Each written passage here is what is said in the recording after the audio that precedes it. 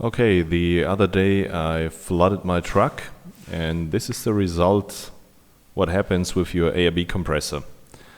So we are now disassembling the compressor. This bolt is currently holding a bracket which holds the manifold, which is distributing the air to the lockers. You see the solenoids on top. And now we are removing the bracket. So all of this is 10 millimeters.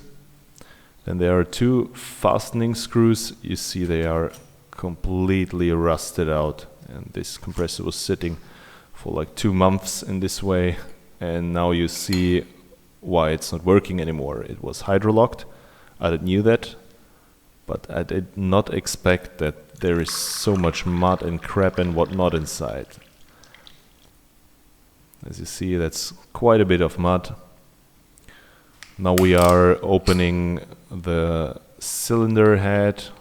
This is the compressor on top, and you see the blue surface. This one is responsible for compressing the air and moving it. So that's the piston ring, and you see it's completely full of mud, and this is the reason why it did not work.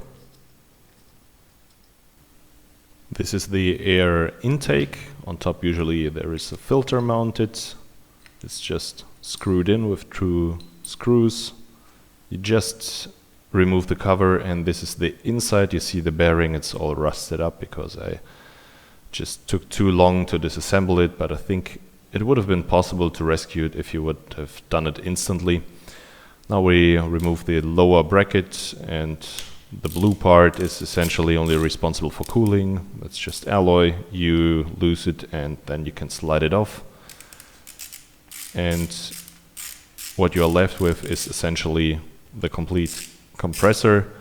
I think this compressor, of course, will be not worth it to restore because this one is essentially shot. You need almost every part. The electrical components are done.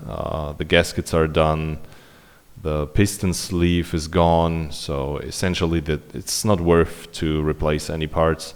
Yeah, it's expensive. It costs around $260 here in Germany if you purchase it on the right place, but yeah, spare parts is approximately the same, and you have no guarantee for the rest.